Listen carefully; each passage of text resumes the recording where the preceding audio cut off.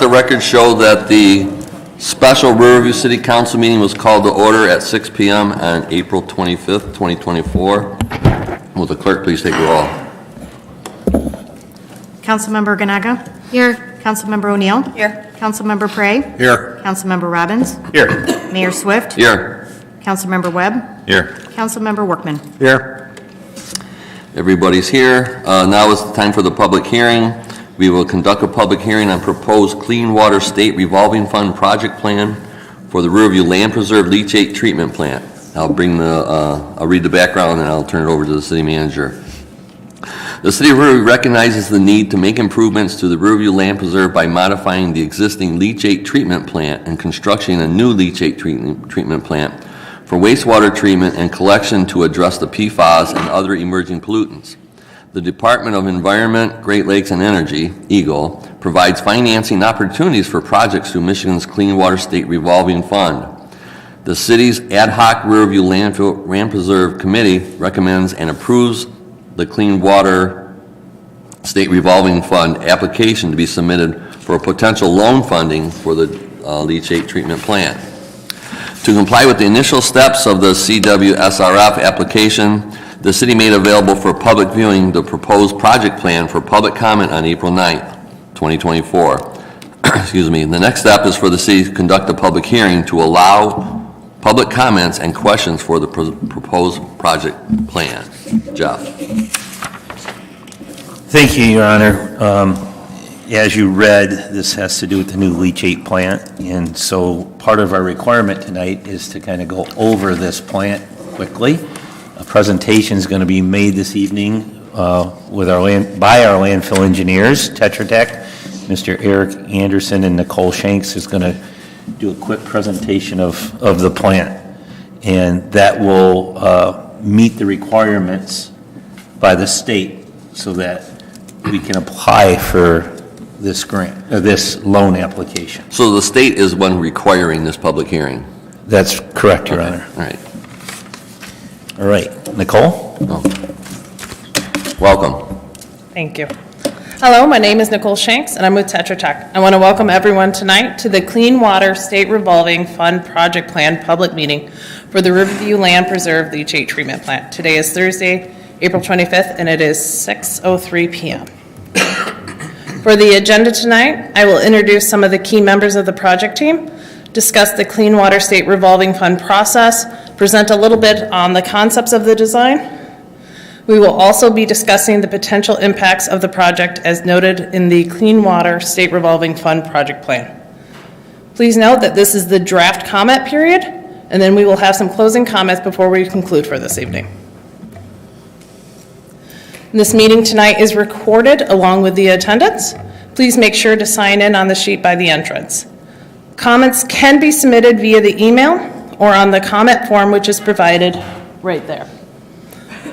Today is the last day for comments. The public notice was on the City of Riverview's website on Tuesday, April 9th, 2024, along with the official City Riverview Facebook account.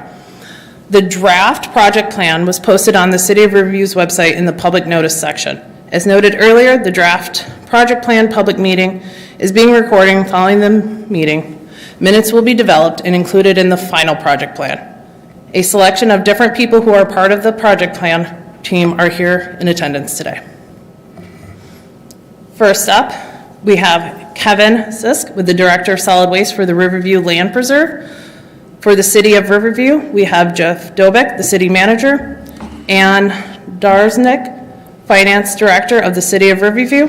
For Tetra Tech, for the Project Plan Consultant, we have Jennifer Bauer, the Project Manager, Eric Anderson, the Project Coordinator, myself, Nicole Shanks, as the primary author and presenter. The design team includes Ari Kremen, the Leachate Treatment Design Manager, and then Christy Shuri, the RO Design Lead. The purpose of tonight is to describe the Clean Water State Revolving Fund process, proposed project, alternatives, schedule, and potential project impacts. This is intended to be a publicly fronted process and allow for public input. Any comments obtained will be considered in the design process. And then finally, we will incorporate the comments and design team input for the final project plan. The The project location is the Riverview Land Preserve landfill located in the city of Riverview. The Clean Water State Revolving Fund Program is a federal-state partnership that provides low-cost financing to the communities for a wide range of water pollution control facilities. Here are the major steps in the process. Eligible applicants must submit the intent to apply form to be considered for funding and financing opportunities, which was completed in October of 2023. The draft project plan has been prepared in accordance with the Clean Water State Revolving Fund Project Plan Preparation Guidance that was adopted by the Michigan Department of Environment, Great Lakes, and Energy, as otherwise known as EGLE. The draft project plan was made available on April 9th of this year with a mandated 15-day comment period. This public meeting concludes our 15-day process for public comment. The final project plan will be submitted by May 1st. The main need for this project is the disposal of leachate. The total annual leachate and condensate collection ranges from 12.3 million gallons in 2015 to 32 million gallons in 2020. One of the aspects of the CWSRF process is establishing project need.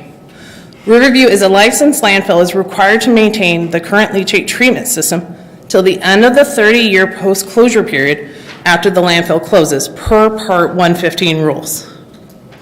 Leachate from Riverview is currently discharged to the Downriver Utility Wastewater Authority, DUA, via sewer under an Industrial Pollution Prevention Program Class D wastewater discharge permit and subject to the limits therein. While there are currently no PFAS criteria established by DUA for the discharges, local limits are expected to be set according to federal and state regulation. In September 21, DUA revised the permit and concluded monitoring and reporting requirements for two of the PFAS, PFOA and PFOS. In recent communication in August of last year, DUA referenced EGLE's updated Rule 57 limits for three additional PFAS, PFBS, PFHXS, and then PFNA. The city intends to seek low-interest loan under the CWSRF program to build upgrades at the existing treatment plant location and expand at a second location to meet the impending PFAS discharge limits. As a passive receiver of municipal waste that may contain PFAS, Riverview has limited control over the amounts of PFAS disposed at the landfill. Here is the leachate collection system with the locations of the three outfalls, existing leachate treatment plant, and proposed second leachate treatment plant expansion. These are the EGLE Rule 57 discharge limits and the recent analytical results for the three outfalls that discharge to the DUA sewer system. As shown, the bold numbers are above the EGLE 57 discharge limits.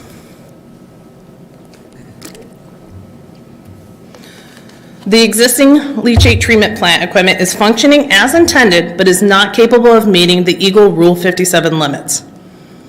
All leachate will require pretreatment with a new PFAS treatment system, including leachate from outfall 004 SW and 007.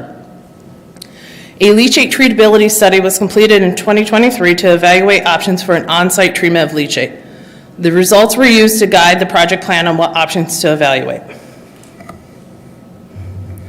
The proposed design upgrades and expansion are in proximity to the existing leachate collection infrastructure and existing pipe systems. Specifically, by constructing the leachate treatment plant expansion near the active cells and outfalls 004 SW and 007, it reduces capital and operating costs. Expanding at this location, the former bio-CNG fueling station location, it eliminates the need for a conveyance system to the existing treatment plant or to an outfall for discharge. As part of this CWSRF guidance, alternatives were also evaluated. This is the view of the interior of the existing Riverview Land Preserve leachate treatment plant. Here are the alternatives that were evaluated. First up, the no action. The no action alternative was considered but does not allow Riverview to address its current needs and could result in permit violations. The next alternative, optimum performance of the existing system, was evaluated. The existing treatment system was not designed to remove PFAS. Upgrades would still be required for the current system to meet the anticipated PFAS discharge limits. The regional treatment alternative, which includes hauling off the leachate to an industrial wastewater treatment plant. However, the recent focus on PFAS eliminates the other regional facilities as a leachate disposal option, as they are not equipped to remove PFAS or are expected to impose similar restrictions on incoming wastewaters with high PFAS concentrations. The principal alternatives that were evaluated focus on PFAS removal first, but with a view towards emerging contaminants as well for future-proofing. The alternative options were also able to remove various contaminants as required to meet the current permit requirements. 3 treatment processes were considered viable for leachate treatment for PFAS: granulated activated carbon and foam frac, GAC and/or ion exchange resin, and then reverse osmosis. Alternative A, GAC and foam frac. This includes using the existing GAC system and adding foam frac to the treatment system. The upgrades to the existing treatment plant would include addition of foam frac and filtration. The existing GAC system would continue to be utilized but would need to be reconfigured. Alternate B, GAC and ion exchange absorption. This includes using the existing GAC system and adding ion exchange resin vessels. The absorption created through this process creates 2 waste products, spent media and sludge. The equipment would fit within the existing treatment building, and the existing GAC system would continue to be utilized, but again, reconfigured. Alternate C, reverse osmosis, RO, is a physical form of treatment that removes contaminants by forcing water molecules through a semi-permeable membrane through the use of pressure. The semi-permeable membrane has small pores which prevent molecules larger than the pore size from passing through the membrane. These larger molecules are rejected and removed from the stream. This reject stream contains the concentrated contaminants, and the volume depends on the contaminants and the influent and the size of the pores of the membrane. The upgrades of the existing treatment plant would include removal of the GAC vessels, repurposing of the existing storage tanks, and addition of RO equipment. Here's the breakdown of the capital costs, O&M costs, and present worth costs for the 3 various alternatives. No salvage cost was included since the leachate treatment plant must remain operational to the end of the 30-year post-closure period per 115 rules. The annual O&M is lower for the RO since treated leachate can meet direct discharge criteria. Therefore, no sewer service fee was included. The user cost, which is the environmental fee, is not anticipated to increase based on this project due to the savings from the reduced hauling costs of the leachate. The loan would be paid off via bond. The selected PFAS leachate treatment approach for Riverview is alternative C, reverse osmosis treatment. The treatment plant design discharge will meet the existing DUA permit requirements. In addition, the system will be designed to meet EGLE's pending administrative consent order to address water quality issues related to PFAS. RO was selected based on the present worth costs, the construction implementation of the project, and the ability of the system to effectively treat a much wider range of contaminants and potential future contaminants than the other alternatives. These improvements will provide the existing treatment plant and new treatment plant with a combined design capacity of 100,000 gallons per day. So as we discuss the potential impacts, these are highlights of the project plan. The project plan includes a lot more in-depth information.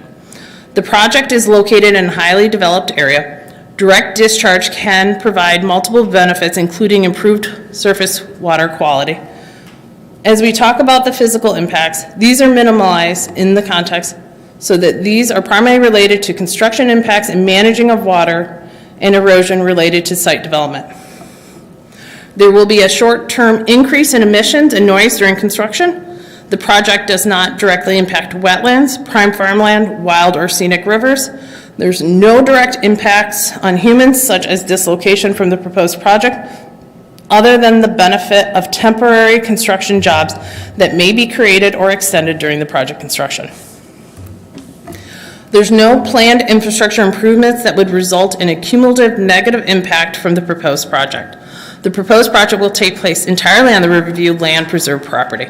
No zoning changes will be required as the site is already owned by the city and has been permitted for solid waste management and associated activities.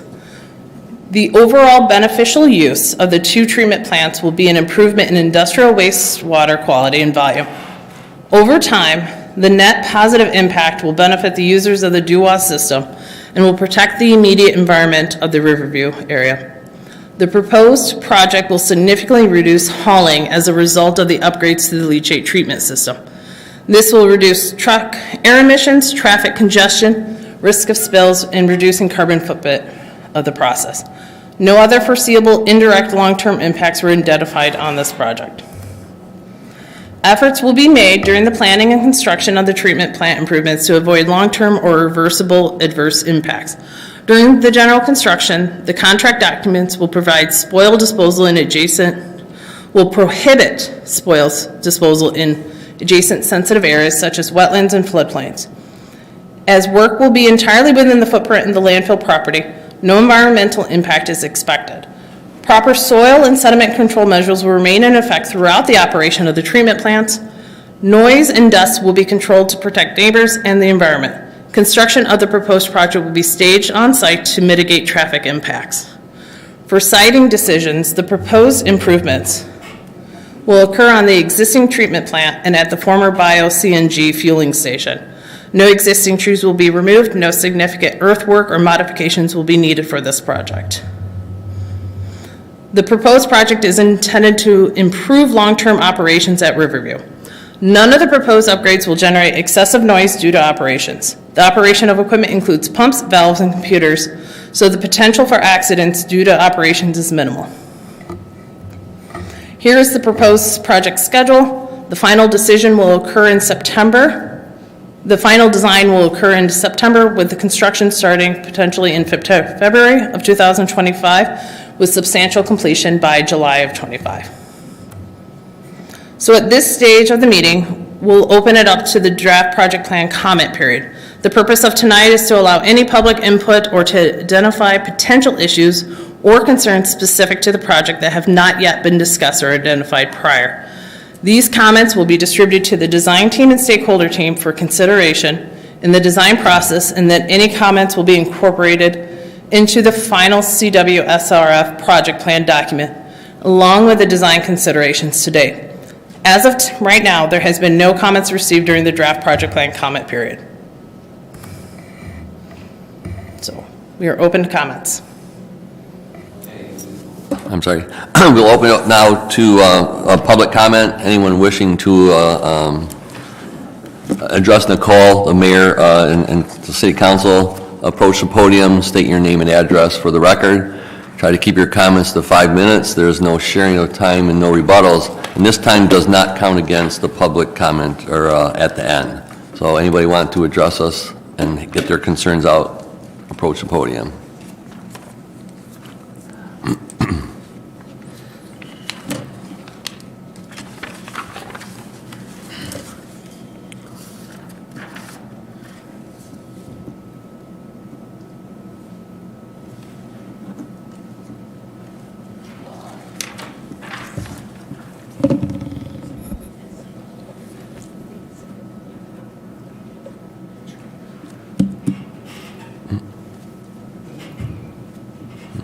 Sally Sutherland, 14395 Hamilton. This is a lot for me to absorb. I'm obviously not an engineer or a scientist at this point, but a couple quick questions. This has nothing at all to do with trying to expand it at a later date or anything, does it? This has to happen if we do an expansion or not. Okay, but that was not what my question was. This has nothing to do with that you're going to try to expand it later. The idea that the expansion is not happening, correct? Council has not made a decision officially on doing an expansion, but like I said, this is going to happen if we do an expansion or not. Okay, I thought the issue of expansion was closed. I never said it was closed, but that decision has not been made. It is a possibility. I got to say anything's possible, and council's going to be looking at tons of choices. But again, actually, this has no influence on the expansion. We have to do this with our current flow of leachate. Okay, then tell me again why the current one is not working, because we Well, have, the current one, well, I'll let the engineer answer that. well, because it has to work with the PFAS, correct? And we have, the current one does not, you cannot fix the current one to do the PFAS? So the current system is not designed to treat PFAS. It requires a separate type of treatment system. So we anticipate Eagle's Rule 57, it's coming down the hatch, that we will have to address this no matter what. So we have to modify the system. You might have to speak in the microphone so everybody can hear you. Sorry, I'm not All going right. to understand. Sorry. Okay. So for this component here is we anticipate Rule 57 from Eagle that will require us to monitor and sample for the different, there's now 5 PFASs. So the current system cannot treat these as it currently is. And not all the leachate on site is treated by the treatment facility. Not all of it is required to. It meets other requirements with that for discharge. So now all the volume from the leachate has to be treated. So we need to expand the system overall to include everything, and then it has to treat for PFAS. So why can't you update the current one? That's kind of this part of the plan, is based on the system, we looked at the components of it and tried to evaluate, because it's always an ever-evolving for constituents, contaminants, because PFAS, 10 years ago, none of us knew about. This new system with the RO, the reverse osmosis, treats more contaminants and could potentially future-proof us to help us make sure that we can still treat more in the future. So why aren't you closing down the other one then? Well, it still is treating stuff that we have to treat. So that one has to remain operational, or we have to haul the material off, which is at high cost, until we can get this new one, a new system up and operational. So will you close the old one at that time? What the plan is, the existing one will be modified with the new system also part of it.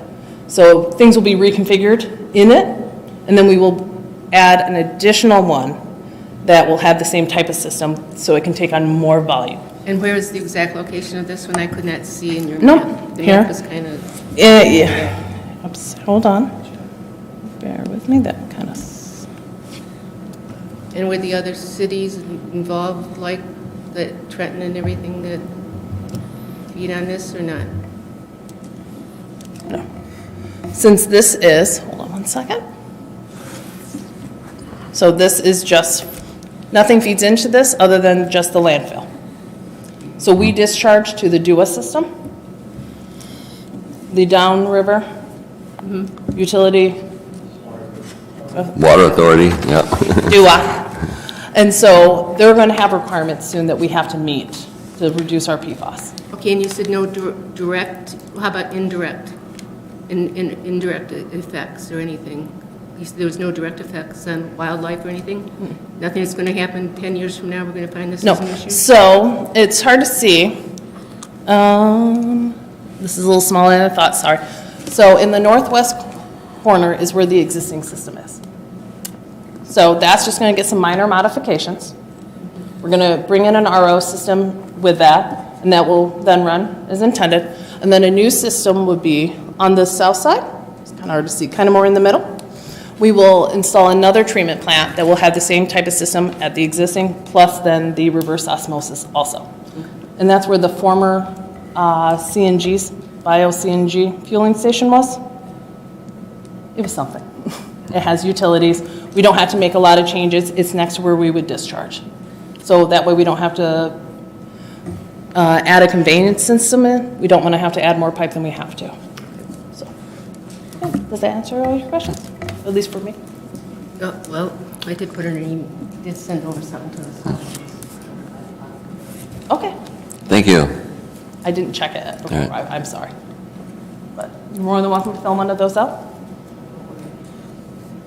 Anybody else?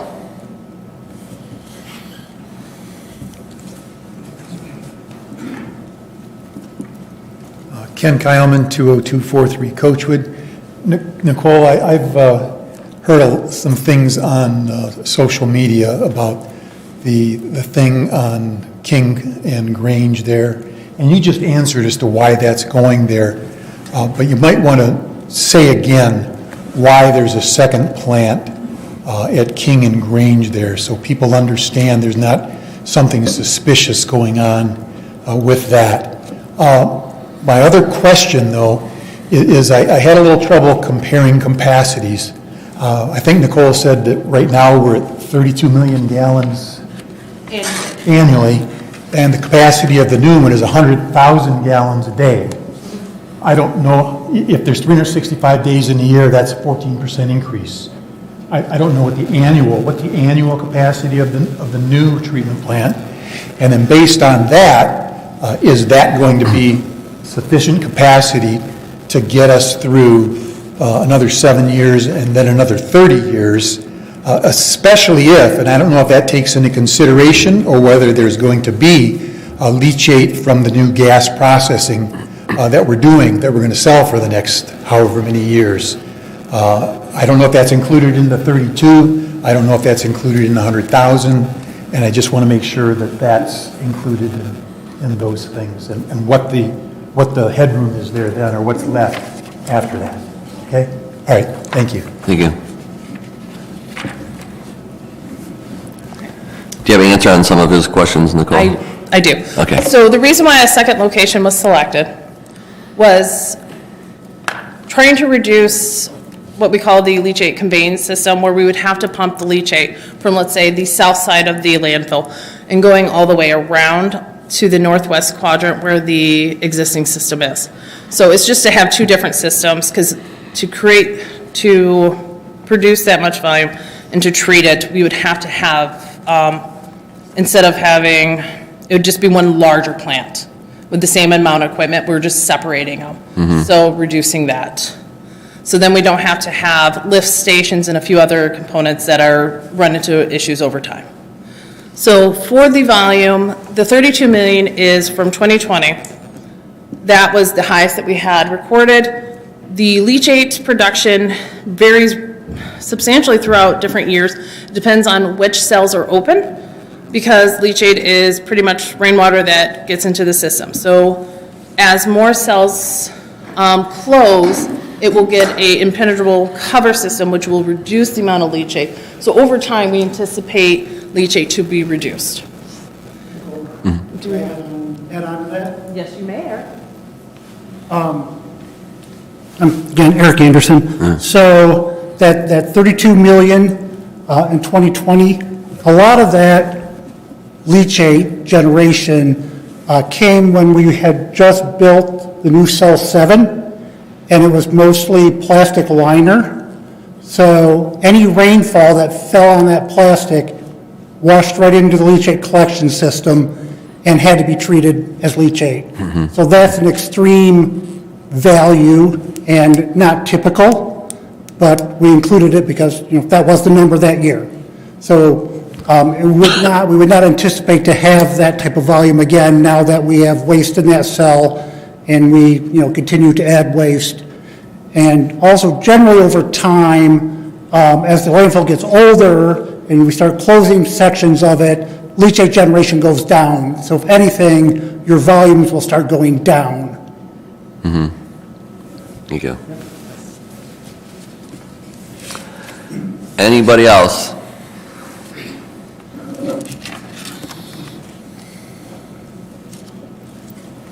My name is Jeff Fleury. I live at 19404 Coachwood Road. And I just had a couple of questions. One is the cost involved with the budget and the bailout plan for the landfill. Can they actually afford the cost of this when you're, adding on like more interest rate to what you currently have? And number two, I wanted to know if there's liability to the city increases versus being trucked away now. And let's see, one other thing. Cost, that. Was there any material going to be stored on site? That's what I wanted to know. If your bailout plan, can support the cost of the construction of this site. That's it, thanks. Thank you. Go ahead, Nicole. I'll try to answer that. So the future costs, if nothing was to happen, which was an option we did evaluate, is it would continue to have to be hauled off to a local wastewater treatment facility. Within the last 10 years, how much has it gone up? I'm trying to, Just in the last year, Kevin, or what? Almost 400%. yeah, so hauling has substantially increased over time, and we're not the only ones that are going to be required to treat PFAS. Everybody will be, all the different treatment plants within the area. So they're going to start getting, they're going to have to improve their systems, which will add additional costs. So we anticipate this going up pretty substantially over time. If we were to take the volume that we have now and haul it off, all of it, based at the current rate that we pay, you're looking at over $4 million alone each year, with potential for substantial increases. So this is a system that kind of needs to be put in. The O&M cost for this, and I have it on a different slide, is a little over $2 million per year. So it is a savings per year. And that will, again, like I said, the cost of hauling will substantially, we anticipate, just based on recent activities and such. Did that answer most of your questions? Do we have, I think one of them was the estimated cost of the plant. I have that. Hold on one second. Okay. So for alternative C, which is the one that we are looking at, it does have a more of an initial capital cost because of the RO system, but it does have a lower O&M. Actually, it's 1.3 million per year, so. And one question was about liability, and I'm not an attorney, but I would have to think, or an engineer, I would have to think there would be increased liability with, if we don't do this plant and an increased hauling, to me, it might be more liable or increase of something going wrong, the stuff being trucked out as opposed to going through a pipeline. Yeah, the amount that we would have to truck off would be pretty substantial, because if we don't meet our permit requirements for discharge, we lose that option. So then we are stuck with hauling, and then that is all we can do, because we are legally obligated under Part 115 to keep the leachate levels at a certain volume within there. So we have to remove the leachate. So we are obligated. And did you say something about storing items on site? Yes. Once the treatment plants are installed, no, so it will be hauled off as waste as usual. Thank you. Anybody else? Seeing none, I will look for a motion to close the public hearing. So moved. Motion by Councilman Ganaga, supported by Councilman O'Neill. Any discussion? Roll call, please. Councilmember O'Neill? Yes. Councilmember Prague? Yes. Councilmember Robbins? Yes. Mayor Swift? Yes. Councilmember Webb? Yes. Councilmember Workman? Yes. Councilmember Ganaga? Yes.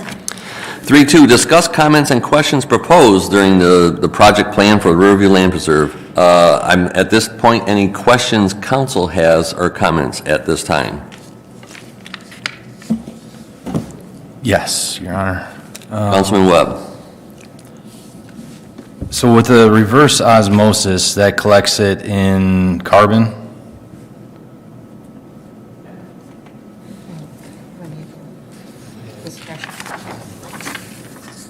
Remembering. RO is a physical form of treatment that removes the contaminants by forcing water molecules through the semi-permeable membrane. We currently have a activated carbon system on site that would not be necessary anymore, because the RO captures more contaminants overall. We don't have to have two types of system to treat PFAS and other contaminants. We would only need the RO system. So. Okay, and this membrane that captures or would capture the PFAS, how's that disposed of? Or is it disposed of? So,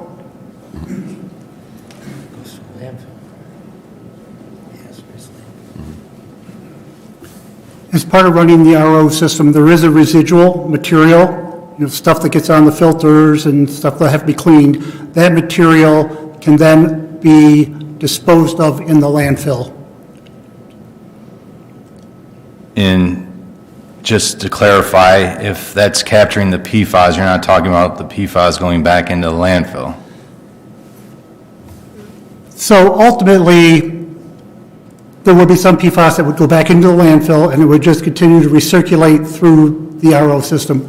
You would be putting it into, your active area, which is, it's going to take a long time for it to go down through the waste stream, down to the bottom, where the leachate collection system is, and to be treated again.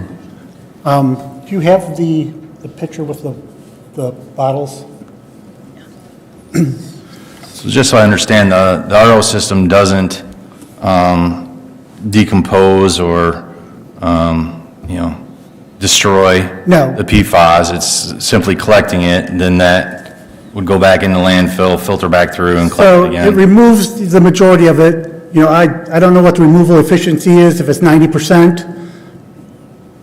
That was removed, then there's the 10% leftover residuals that would need to go back.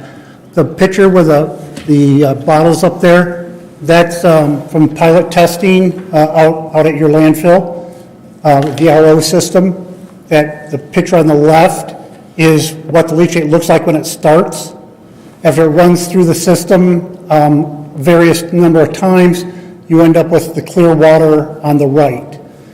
And that water actually is clean enough that you would be able to pursue discharging that via surface water as opposed to actually having to send it through the DUWA treatment system. And that would save you all your sewer fees that you're paying, which Nicole says is about $500 million a year that you're paying to DUWA. And that's reflected in the decreased O&M cost that was on that pricing slide.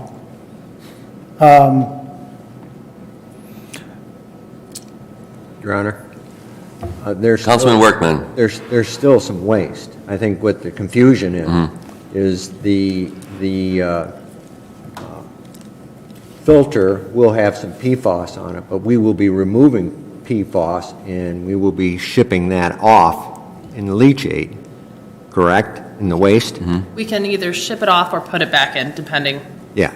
Yeah. So a significant reduction of PFAS would be shipped off Yes. for disposal Yes. somewhere else. Like, Yes. I think Yeah, 'cause- number 10% comes to mind. Is that accurate? Yeah. I believe so, but that number is probably in the full document. Because it is pretty hard to destroy PFAS. It's a very hard one to do. Right, and that would have been my next question. This reverse osmosis as compared to a destructive type of processing, such as like the supercritical water oxidation, which uses, high temperature to basically decompose and separate the components of the PFAS. Yeah. So I'm just curious, out of these three, I don't see that particular methodology hadn't been looked into. Yeah, I don't know positively if the engineering, the design people looked at that specifically. I do know that those are pretty pricey systems and large. I don't know if you have the room to have something like that built on your site. If you're having to truck your leachate off to some type of regional site or something like that, you're going to run into the hauling cost issue again. Fair enough. And then the other question would be, so there's leachate that is, water, and then you have sludge. How is the sludge processed? I understand this system would process the liquid. Do you have that one, the sludge?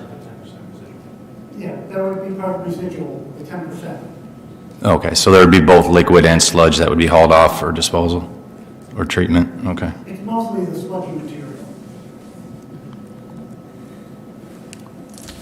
Any other questions? Your Honor, Councilwoman Ganaga. I just have one question. Sure. The permeable membrane, do those need to be replaced often, or is that like a one-time thing, or how does that work? Can you explain it to me, please? We should put our, Right, we need a design engineer. just say. And if it's easier, I believe your microphone. Yeah, is over. so they do need to be replaced periodically. I don't know specifically what the lifespan is on them. I believe it's a couple years. But the cost of replacing those are figured into that operational cost that was put on the slide. So the cost of maintenance and upkeep of the system is figured into the operational cost. Same with like the carbon ones, those all consider having to change carbon every year or every 6 months, carbon has to be changed. So that's all figured into the operational cost. And the operational costs are all extended for the, say, 37 years? I don't know how it's an average per year cost. I don't know if they, did, 10 years from now, labor is going to be higher, I don't know if they did that, but. Okay, thank you. So the cost does include up to 40 years for various components. So that is part of the O&M present worth cost. Thank you. Thank you. Anybody else? Mayor, I just a question on the, Councilman Webb? thank you. Just to be clear, this will not be a grant, it will be a low-interest loan, and if I recall, it was like 2.5% for 20 years? Is that what the application, and we're trying to go after the financing? Yes. Okay. And I believe Council- one of the gentleman's question from Coach Wood was, with the current concerns for our economic situation, how we expect to finance this and pay for it. Well, to me, that decision's easy enough. We're going to save money by doing this as opposed to having the extreme hauling cost if we don't do it. So I think this is it's a financial benefit to do it as opposed to not do it. But it's a good question. And I would say for the additional capital cost, we would go for bonding. Councilman Robbins, you have one? Yeah, thank you. So the hauling costs have increased over 300%, closer to 400% in the last year alone, because essentially it's a monopoly. There's only one option we have, from what I understand. And so we're saying that with those increased hauling costs, currently it would be about $4 million a year to operate as is with hauling everything. Correct. So this process that with the state and federal, however the government decides to put these new regulations in, PFAS is essentially kind of new, correct? Correct. So we are ahead of the game essentially because it is coming down the pipeline. We're going to have to do this no matter what. This is just going to help save money in the long run. And we're going to have to continue this even after the landfill closes, regardless. 30 years after. Okay, so this is essentially cutting those costs that were already have accrued and will have. Continue to accrue. Okay. EPA did, I think it was earlier this week, came out with their PFAS regulations. And the RO was selected mainly because it does a lot of what we call future-proofing. It can deal with a lot more contaminants than the other ones. The other ones are a little bit more specialized. So if there is another future PFAS type of contaminant, it's likely can be dealt with this system. So then we don't have to redesign it again based on any future potential we are unaware of at this time. So That's good to know. Thank you. I appreciate that. Thank you. Any other council questions? Just one thought, Your Honor, if I may. Councilman Webb? So I know regulations has reduced PFAS use in products, and so we shouldn't see much new materials coming in with PFAS, but the highest source of that are, through either manufacturing or disposal of the products that are used, such as in fast food products and packaging. So are we doing anything at the landfill to reduce the intake of products with PFAS? Kevin, or, I'm sorry, Jeff? Go ahead, Ken. PFAS is a forever chemical. It's in everything that we have. It's in your clothes. It's in everything. So no, we're not at this time. I don't really know how that we would take that into consideration at this point. I'm not saying in the future we won't, but as of right now, no. Again. Anybody else? Okay. Thank you very much. 4.1, adopt waiving council policy number 1, section 20A8, and to adopt a resolution approving the Clean Water State Revolving Fund loan application and adopting a final project planning document for the wastewater system improvements and designating an authorized project representative. With council's pleasure. So moved. Motion by Councilman Robbins, supported by Support. Councilwoman Ganaga. Any further discussion? Roll call, please. Councilmember Prey? Yes. Councilmember Robbins? Yes. Mayor Swift? Yes. Councilmember Webb? Yes. Councilmember Workman? Yes. Councilmember Ganaga? Yes. Councilmember O'Neill? Yes. Motion passes. Now is the time for our regular guest and visitor comment. Anyone wishing to address the mayor and council, please approach the podium, state your name and address for the record. Try to keep your comments to 5 minutes. There is no sharing of time and no rebuttals, and please be respectful. Anybody at this time? Mr. Kyleman.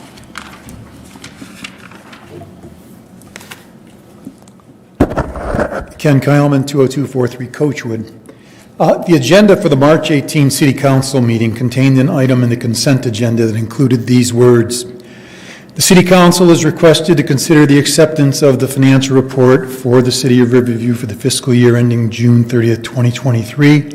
Plant and Moran will be attending an upcoming study session to review the audit report and management letter with the City Council and will also be available to answer any questions. However, something changed between the time the agenda was published and the meeting took place. Plant and Moran attended the April 18 meeting and made its presentation of the audit and management letter at that time. Because the audit had not yet been made public and Plant and Moran has not returned to answer questions at a study session, the public has not had an opportunity for their questions to be publicly heard and answered. I myself have submitted at least 12 questions related to the audit to the mayor, council, and city manager and had hoped to have them addressed at that study session that didn't take place. Many of my questions were too detailed to ask in this format here, and that's why I submitted them in writing so that a thoughtful and thorough response could be made. I still look forward to hearing those answers. One group of questions I submitted, however, I think I can ask here and receive an answer. Here it is. For as far back as I can tell, there has been a statement included in Note 3 that says something like, the city is not in compliance with PA 213 of 2007 of the state of Michigan, which requires quarterly investment reporting to the city council, end quote. I cannot find that statement in this audit. Is the city finally in compliance? Is the city no longer under any obligation to report the information to the council? Or did Plant and Moran decide not to include it? And this is not to be confused with the quarterly budget reporting required by the city charter. I'd also like to know when the council was made aware that Plant and Moran would be at that council meeting rather than at a future study session and how that came about. And I have one more question not related to the audit, but instead related to the latest revenue and expenditure report for the City of Riverview, which is commonly called the quarterly budget report. Why is Fund 402, the Capital Improvement Equipment Fund, not included in that report? Thank you. Thank you. Anybody else? Seeing none, I'll look for a motion to adjourn from Councilman Workman. So move, Your Honor. Support. Supported by Councilwoman Ganaga. Any discussion? Roll call. Councilmember Robbins? Yes. Mayor Swift? Yes. Councilmember Webb? Yes. Councilmember Workman? Yes. Councilmember Ganaga? Yes. Councilmember O'Neill? Yes. Councilmember Prey? Yeah. Let the record show we adjourned at 6:49. Thank you, everybody.